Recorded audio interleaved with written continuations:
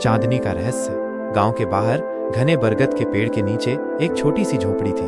उसमें रहती थी चंपा, एक बूढ़ी महिला जिसकी आंखों में सदियों का ज्ञान झलकता था। गांव वाले उसे चांदनी दादी कहते थे, क्योंकि वह हर पूर्णिमा की रात को चांदनी में बैठकर कहानियां सुनाती थी। एक बार पूर्णिमा की रात थी। गांव के बच्चे और बड़े सभी बरगद के पेड़ के नीचे इकट्ठे हुए। चंपा दादी ने अपनी कहानी शुरू की।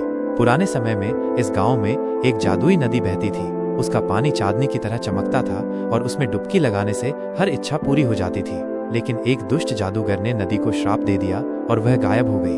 तब से हर पूर्णिमा की रात को नदी की आत्मा चांदनी के रूप में लौटती है और केवल शुद्ध हृदय वाले ही उसे देख सकते हैं। कहानी सुनकर एक छोटा लड़का राजू उत्सुक हो गया।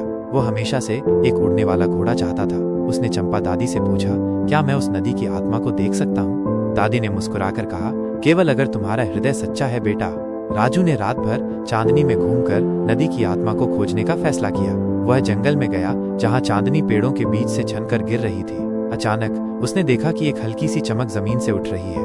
वह धीरे धीरे आगे बढ़ा और उसने देखा कि एक नदी का धुंधला सा रूप चांदनी में तैर रहा है। राजू का दिल खुशी से भर गया। उसने नदी की आत्मा से कहा, मैं एक उड़ने वाला घोड़ा चाहता हूँ। नदी की आत्मा ने धीरे से कहा, तुम्हारे हृदय की इच्छा पूरी होगी, लेकिन याद रखना, सच्ची खुशी दूसरों को खुश करने में है। अगली सुबह राजू को अपने घर के बाहर एक सुंदर सफेद घोड़ा मिला जिसके पंख थे। वो बहुत खुश हुआ, लेकिन उसने नदी की आत्मा के शब्द नहीं भूले।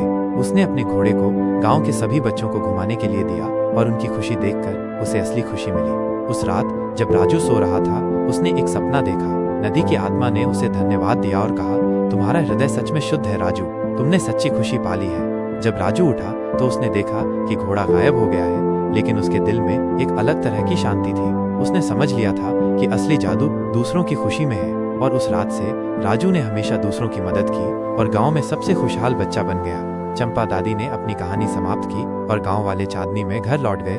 उनके दिलों में एक नई उम्मीद और खुशी थी।